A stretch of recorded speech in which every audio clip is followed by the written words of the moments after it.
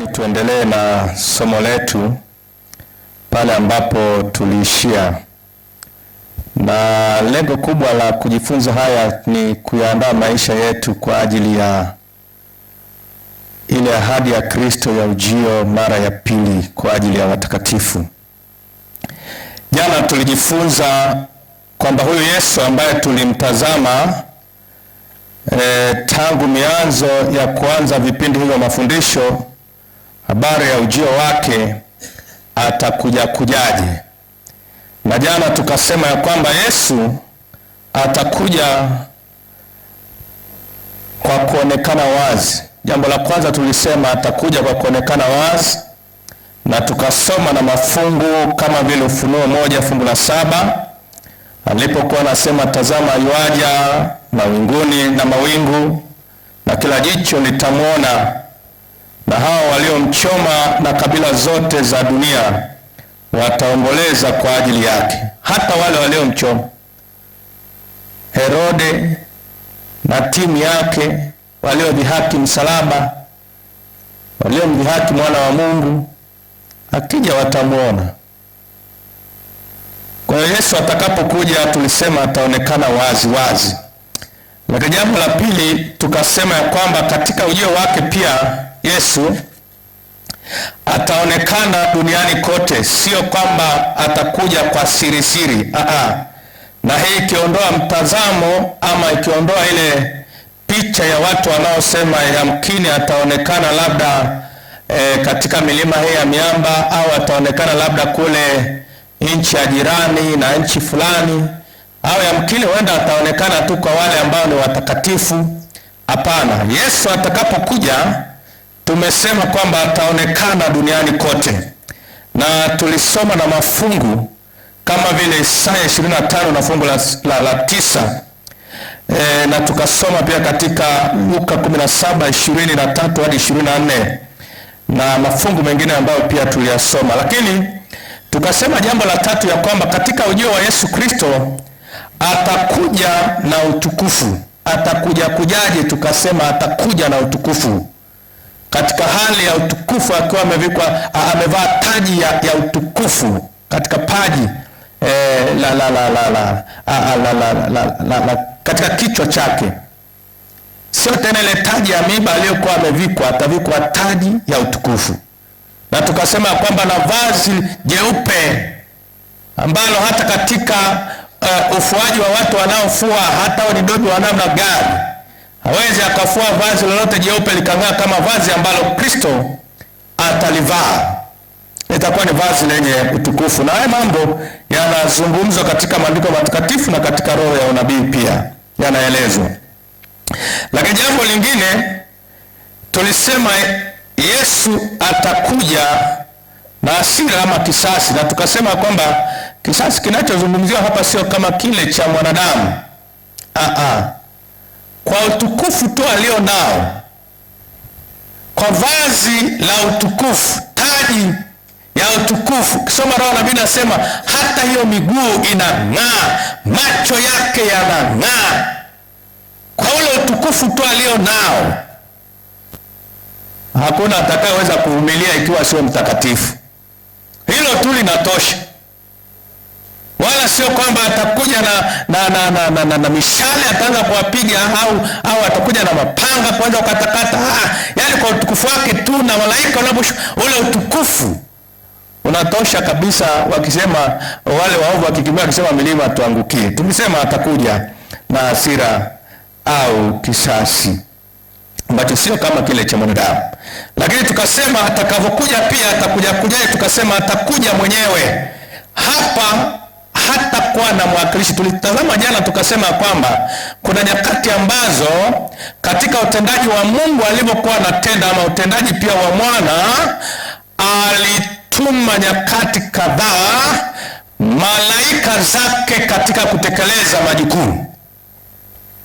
Na tukasoma katika Mwanzo 19, Mwanzo 22, Kutoka 3, Luka 1, tukaona malaika waliotembelea kule Sodoma na Gomora, malaika wale ambao walimzuia Ibrahimu Ibrahimu asitoe kafara ya kijana wake Isaka, lakini tukaona malaika aliyemtokea Musa katika kichaka kinachowaka moto, na tukaona pia malaika wakitangaza kuzaliwa kwa Yohana, lakini pia malaika akitoa habari ya kuzaliwa kwa Yesu mwenyewe, na mahali pengi tumeona malaika wakitenda kazi. Lakini katika ujio wa Yesu Kristo hatatuma kiwakilishi. Yeye mwenyewe atakuja bila kuwakilishwa na kitu chochote, bila kuwakilishwa na kiumbe chochote, isipokuwa roho ya unabii, na Biblia inatuambia atakuja mawinguni yeye mwenyewe na malaika wakimsindikiza. Atakuja. Na tukasema si hivyo tu, Yesu atakuja kujaje? Tukasema kuja kwa Yesu kutakuwa ni tukio la kutisha na la kusikika. Sasa hii kutisha inayozungumzwa sio kwa watakatifu. Watakatifu hawatatishika, lakini wale walio waovu lazima waone ni tukio la kutisha. Maana katika maisha yao ya dhambi hawawezi wakaweza kuhendo ule utukufu wa Bwana anaoshuka nao. Kwa hiyo kwao litakuwa ni tukio la kutisha, tukio ambalo walikuwa hawalifikirii, lakini saa hiyo watashangaa. Kwa hiyo kwetu sisi watakatifu wa Bwana, watu wa miamba, kila mmoja ambaye anaweka maisha yake tayari kwa ajili ya Bwana kupokea akija, wakati atakapokuja kwetu itakuwa ni furaha. Tutasema tazama yuaja mawinguni, yule tuliyekuwa tunamngojea. Yaani watakuwa wanaimba huo wimbo. Roho ya nabii ukisoma inasema kwamba wataimba wimbo huo akisema tazama anakuja yule tuliyekuwa tunamngojea. Haleluya, haleluya. Wao watakuwa wanaimba na kushangilia. Lakini wale walio waovu kwao wanaona ni tukio hatari la kitisho, maana hawakutarajia, na hata kama walikuwa wanatarajia hawakutegemea kwa huu tukufu atakao kuja nao. Kwa hiyo ujio wa Kristo atakuja kujaje? Atakuja kwa kitisho ama kwa utisho, lakini pia atasikika kila mahali atakapokuja. Na jana yakaibuka maswali hapa kadhaa, na nashukuru yalijibiwa. Kwa sababu ya muda nilishindwa kuongezea chochote, lakini yale maswali yaliyoulizwa yalikuwa na nguvu na yakajibiwa na yakaelekezwa vizuri tu. Sasa naomba nizungumze siku ya leo. Kuna swali moja ambalo nafikiri nitanieleza hapa. Niliulizwa pia kwamba sasa akija anakuja, tunaelewa kwamba hapa akija tutakwenda mbinguni kwa safari ya siku 7, na wakati huo watakatifu watapita katika sayari mbalimbali. Nilisema jana nitazungumzia sasa bujaje. Leo tutatazama hakuna kwenye maisha yetu anayefahamu siku wala saa atakayokuja mwana wa Adamu. Hakuna anayejua siku wala saa. Na ni kweli mimi sijui, na hata wewe haujui. Sasa ni vizuri tukaangalia na maandiko yanasemaje. Labda nianze kwa kusema hivi, kwa sababu leo tunaishi kwenye ulimwengu ambao umechafuka. Watu wamekaa, wapo wataalamu wanapanga mpaka siku ya kuja kwake, wapo ambao mpaka tarehe wameweka, wapo ambao mpaka mwaka wameweka, na huenda wengine anasema anakuja 2030 miaka 5 ikiisha ya serikali na ya kwetu anakuja 2030 kwa heri. Na mwingine anakuambia 2050 anakuja. Wengine mpaka miaka wameweka, na wengine huko zamani waliwahi kuandika hata mavitabu yao wakisema atakuja kipindi fulani. Na ndivyo ambavyo hata leo wasomi wengine wanasema kwamba atakuja, lakini Biblia na roho ya unabii hajawahi kutufunulia ya kwamba kuja kwa Yesu kuna mtu anafahamu, mwanadamu anayefahamu. Na kwa roho ya unabii anasema hivi, siku na saa ya kuja kwa Kristo mara ya pili haijafunuliwa katika maandiko, wala mwaka ambao tukio hili tukufu litafanyika haujawahi kuelezwa. Na hata hivyo Yesu mwenyewe alisema katika kitabu cha Mathayo 24:36, walakini habari ya siku ile na saa ile hakuna aijuaye, hata malaika walio mbinguni, wala mwana, ila Baba peke yake. Yaani Baba pekee ndiye anafahamu. Na ndio maana unaona hata wakati utakapofika, atakapotangaza siku na saa, yaani itakuwa yeye pekee ndiye anayefahamu. Mwanadamu hajapewa huo uwezo, hakuna kiumbe kilichopewa huo uwezo, malaika wenyewe hawajapewa huo uwezo au huo ufahamu. Mwana mwenyewe ambaye ndiye anakuja hajafahamishwa, anabaki tu Baba mwenyewe ndiye anafahamu. Na ni maandiko yanayotuthibitishia. Na ukilitazama kwa kina hili, ndipo utakapoelewa kwamba kumbe sipaswi kucheza na hii dunia, maana anaweza akaja saa yoyote hapa alafu nikakutwa hamna. Na kwa kuto kufahamu hili, ilikuwepo na sababu. Yamkini Mungu angetufahamisha kuna mambo ambayo yasingetekelezeka, lakini kwa sababu ya kuto kufahamu ndipo yanatekelezeka. Roho ya nabii nasema ni kwa sababu kwa nini Mungu hajatupatia maarifa haya? Ni kwa sababu tusingeyatumia vizuri maarifa hayo. Kama angetupatia, hali ya mambo ingetokea miongoni mwa watu wetu kwa kuyajua maarifa hayo, ambayo ingechelewesha sana kazi ya Mungu ya kuwatayarisha watu ili wapate kusimama katika siku ile kuu inayokuja. Na hatupaswi kujihusisha sana na kukisia nyakati na matarajio ambayo Mungu hajatufunulia. Ndio maana leo tuko hapa, injili inapigwa, watu wanahubiri, watu wanaandaliwa, jamani Yesu anakuja, jamani acheni haya. Watu wanaweka katika mkao wa kuhakikisha kwamba saa ya Bwana kama ambavyo haifahamiki, tunajiweka tayari, mambo yanaandaliwa. Yamkini tungelifahamu tusingefanya injili, tungesubiri tu saa ifike ndipo tujiweke tayari. Au yamkini tungelikuwa tunajua kuna mambo mengi ambayo yasingetekelezeka. Na ndio maana hii inabaki kuwa ni siri ya Mungu. Na sasa katika kuja kwake, ikiwa hatujui saa wala hatujui saa, siku wala dakika wala mwaka, na tunaona kabisa ya kwamba bado anakawia, unaweza ukajiuliza leo, mtu wa mambo ameambasa, kama ni hivyo, mbona sisi tuko tayari, mbona haji? Unajua hata kuchelewa kwa Yesu kuja kuna sababu. Nilikuwa ninasoma kwenye kitabu cha Roho ya Unabii, kitabu kile cha The Desire of Ages, ukurasa wa 633 hivi ama 632 mpaka 33.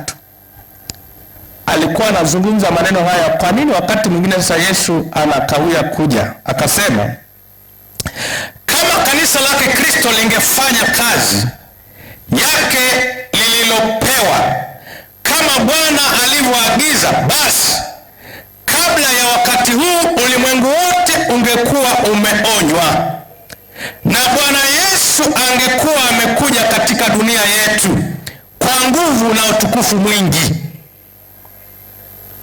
Ikiwa kama kanisa, kama washiriki, kama waumini tungelikuwa tunafanya kazi kazi ya Mungu kikamilifu, ulimwengu huu leo wote ungelikuwa umeshaonywa. Maana unajua kinachozuia ama kinachochelewesha kutokuja kwa Yesu mpaka sasa ni kwa sababu maonyo hayajafika kwenye ulimwengu mzima, na watu bado wengine hawajamjua Kristo. Maana kumbuka ya kwamba si kwamba waujue ukweli, au nitumie Kiswahili ya kwamba lengo kubwa ni kwamba injili hubiriwe kila mtu asikie, alafu neno libaki kuwa kama ushuhuda kwao, na hilo ndilo litakalo mhukumu kila mtu. Na hii sio kwamba wahubiriwe ulimwengu mzima alafu basi mpaka tuhakikisha kwamba hakuna anayekosa uzima wa milele ndipo Yesu aje. Hapana. Lengo ni kwamba injili hubiriwe ulimwengu mzima, wanaomchagua Yesu wachague, wanaochagua njia nyembamba wachague, wanaochagua njia pana wachague, maana huru huwa upo. Alafu anakuja, akija neno lake linasimama kuhukumu kila mmoja. Wale injili bado haijahubiriwa, ndicho kinachomkawiza. Yale yote yaliyozungumzwa wanafunzi wanapouliza sasa tuambie basi ni lini haya mambo, ni lini sasa hilo litatokea la kuja kwako, tuambie dalili zipi. Anawaambia mnaonapo haya sijui nini na nini na kadhalika, vita, sijui magonjwa, taifa kwa taifa wanapigana. Mnaonapo hayo, tazameni mwana wa Adamu anakuja. Lakini katika hayo lipo moja la uinjilisti. Hayo mengi yaliyozungumzwa katika Mathayo pale yametimia, ila injili bado. Ndio maana nikawapa tu mfano hapa jana kwamba mimi natokea Tanga kule, Pastor George, Pastor Sinyao na wachungaji wengine wa kule Tanga. Mahali tu mimi nilipo Kabuku, kuna kata pale zaidi ya 5-6 ziko pale. Hata kanisa wa Sabato hamna. Na wawezi amini kuna watu hata kule ukitaja Sabato hawaijui. Na ni hapo Tanga tu hapo. Hasa vipi habari ya huko mbali kabisa ambapo hata hamna, hata usikiagi habari ya dini ya Sabato ikitajwa. Ndicho kinachomkawiza. Roho nabii anasema kwamba kama kanisa lake Kristo lingefanya kazi yake ili lililopewa kama Bwana alivyoagiza, basi kabla ya wakati huo ulimwengu wote ungekuwa umeonywa na Bwana Yesu angekuwa amekuja katika dunia yetu kwa nguvu na utukufu mwingi. Ashakuja. Na ndio maana hakuna anayejua saa dakika na kwa nini sasa anachelewa. Sababu ndio kama hizo. Ndio watu tunatakiwa tuchangamke kuhubiri injili. Na ndio hata jana nikawaambia jamani, natoa wito wangapi wanataka wakahubiri injili huko, hata kwa kitabu wakaokoe roho za watu wakajitokeza hapa kutosha. Ile sio kwamba tu ni issue ya kununua vitabu, ni issue ya kuokoa roho ambazo tunataka ziandaliwe Yesu aje atuchukue. Mungu mwenyewe atatangaza siku na saa ya kuja kwa Yesu. Mungu mwenyewe katika Mathayo 24:36, hakuna anayejua siku wala saa ya kurudi kwa Yesu mara ya pili, hata malaika hawajui. Mungu anayejua ataitangaza mwenyewe wakati utakapofika. Lakini habari ya siku ile na saa ile hakuna aijuaye, hata malaika walio mbinguni wala mwana, ila Baba peke yake. Yeye mwenyewe ndiye atakayetangaza. Ukisoma kwenye kitabu kile cha L. White, labda nisome hapa kidogo uone, maana wakati huo sasa atakapotangaza Yesu atakuja. Lakini angalia sasa anavyokuja. Kuna mambo machache nazungumza hapa. Anavyokuja, anakuja kuwafufua wale waliokufa, walio watakatifu kwa ajili ya ile miaka 1000. Lakini ndani yake kwenye hichi kitabu natamani nisome tu kwa haraka hapa uone anavyofafanua vizuri, akieleza habari ya hawa watakao, namna ambavyo Yesu atakuja na malaika, na akija ni mambo gani yanatokea hapo. Ngoja nikusomee kidogo kwenye L. Writing, kwenye ile sehemu inayosema ukombozi wa watakatifu. Nitasoma tu kuanzia mahali fulani hapa, sitaanzia mwanzoni, lakini ukienda kwenye sura inaeleza vile. Nasema wakati atakapotangaza kuja kwa Yesu Baba, Yesu mwenyewe sasa atakuja. Anasema kwenye kitabu, nilimuona mtumwa mcha Mungu akiinuka kwa ushindi na fahari na kuvunja minyororo iliyomfunga, huku bwana wake mwovu akiwa amechanganyikiwa na asijue la kufanya, kwani waovu hawakuweza kuelewa maneno ya sauti ya Mungu. Punde lililoonekana lile wingu kubwa jeupe ambalo juu yake aliketi mwana wa Mungu. Lilipoonekana kwa mara ya kwanza likiwa mbali, wingu hilo lilionekana dogo sana. Kama ambavyo jana kuna mtu aliuliza, sasa vipi habari ya hili wingu dogo na nini? Sikiliza hapa Roho nabii anavyoeleza habari ya hilo wingu, anafafanua hapo, na ukienda kusoma hapo mahali utaenjoy, unaelewa vizuri kwamba hili wingu kumbe likakaje hili. Anasema kwamba lilipoonekana kwa mara ya kwanza likiwa mbali, wingu hilo lilionekana dogo sana. Malaika alisema kuwa lilikuwa ishara ya mwana wa Mungu. Lilipozidi kukaribia dunia, tuliweza kuona utukufu na enzi kuu ya Yesu alipokuwa akija ili kushinda. Anaendelea kusema, kundi la malaika watakatifu wakiwa na taji zinazong'aa vichwani mwao walimsindikiza katika safari yake. Anasema hakuna lugha inayoweza kuelezea utukufu wa tukio hilo. Lile wingu hai la enzi na utukufu usio na kifani lilizidi kukaribia, na tuliweza kumwona waziwazi Yesu mwenyewe, sura ya kupendeza. Hakuvaa taji ya miba, bali taji ya utukufu ilikaa juu ya paji lake takatifu. Juu ya vazi lake na paja lake kulikuwa na jina limeandikwa, Mfalme wa wafalme na Bwana wa mabwana.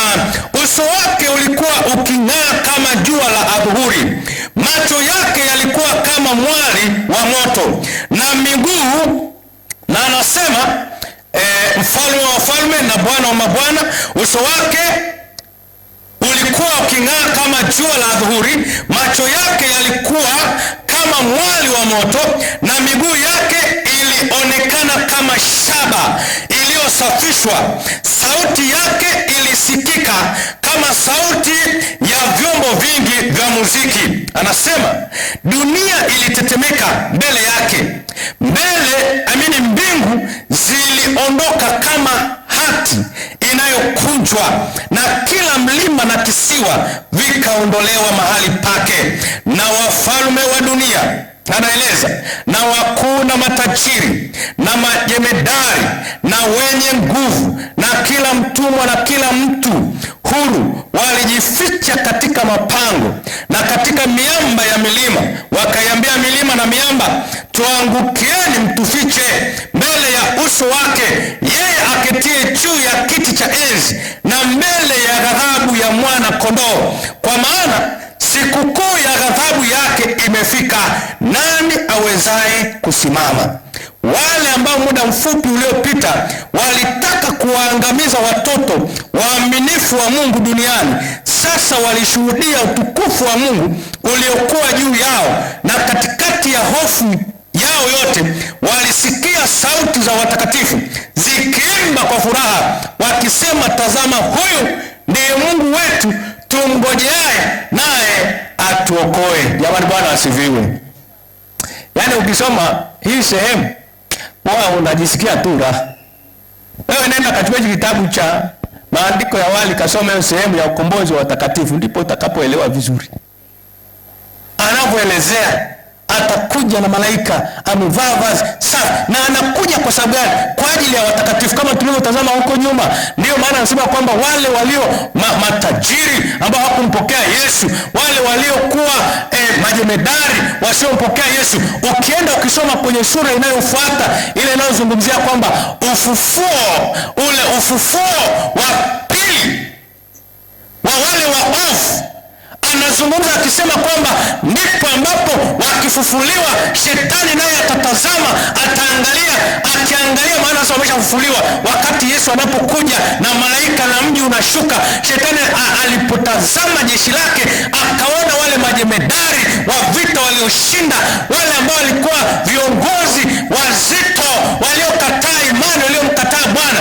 Akiangalia, shetani ana population ya watu wengi wa kutosha, ana majemedari. Ndipo anasema kwamba kwa kuona tu wale watu wengi walivyo vile, na kuona wale wakuu wa majeshi wapo, maana Biblia inasema ya kwamba, kumbuka, watakapofufuliwa hawa waovu hawa, anasema kwamba watafufuliwa wakiwa na maradhi waliokuwa nao.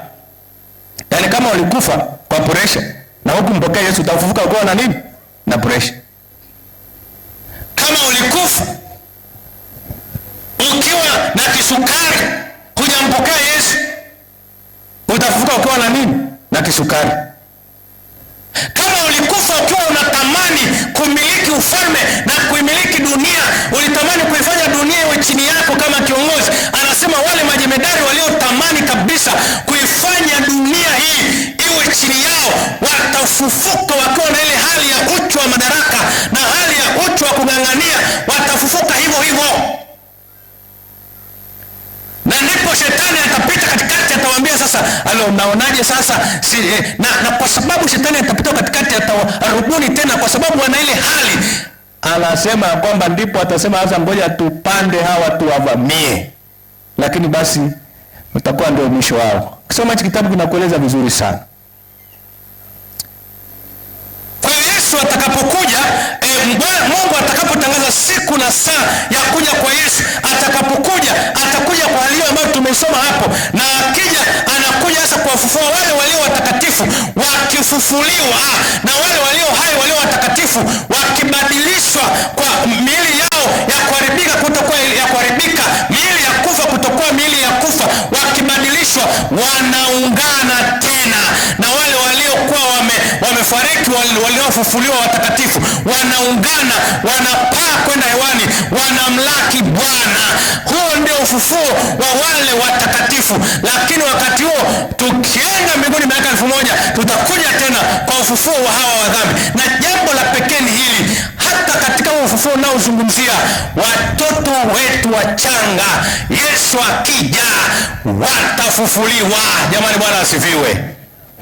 Watafufuliwa. Ukisoma kwenye roho ya unabii, ukisoma kwa wakati wako kwenye kitabu kinachoitwa Selected Messenger Book 2, ukurasa wa 259 na 260, hapo unaenda tu shangai hapo, utaona akieleza ya kwamba hata wale watoto wetu ambao walikuwa ni wachanga watafufuliwa tena. Anasema wakifufuliwa watapelekwa kwa wazazi wao. Jamani, Bwana asifiwe. Kuna watoto ambao ni wachanga watafufuliwa wakati Yesu atakapokuja kwenye huu ufufuo wa kwanza. Anazungumza kabisa kwamba na wenyewe watafufuliwa kwa namna ya pekee, watawaendea wazazi wao. Na anasema wale ambao watafufuliwa, watoto wachanga, wazazi wao hawapo, malaika watakuwa pamoja nao. Jamani, Bwana asifiwe. Maana kuna wengine hapa, usipokaa vizuri, ikiwa ulipoteza mtoto wako mchanga, alafu sasa hivi usipong'ang'ana kumpokea Yesu ukawa na maisha matakatifu, siku akifufuliwa mtoto atatazama, malaika wanatazama, huyu mzazi yuko wapi? Hayupo, maana yeye anasubiriwa ufufuo wa pili.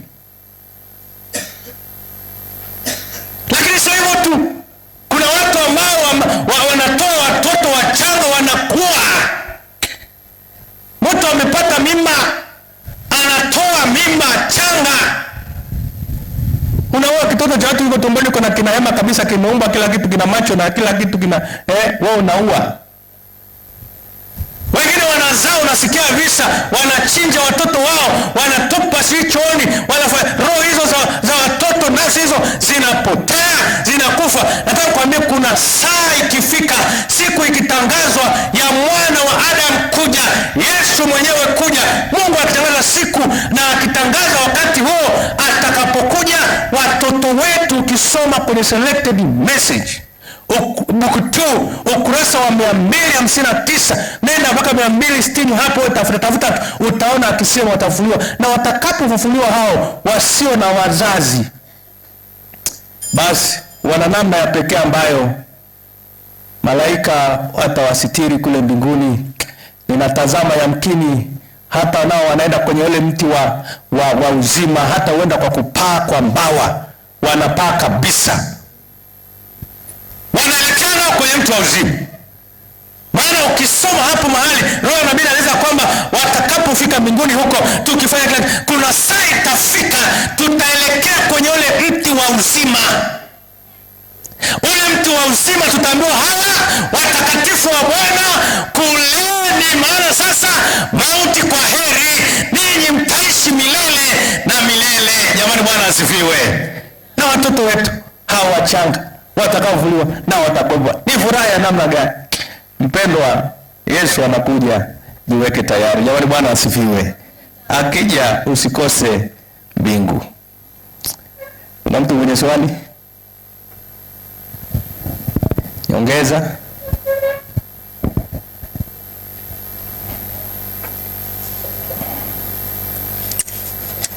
Kesho tutamaliza somo hili, lakini ninakutia moyo sana, kwa sababu Yesu atakuja tena. Jiweke tayari, usidanganywe na yule mwovu.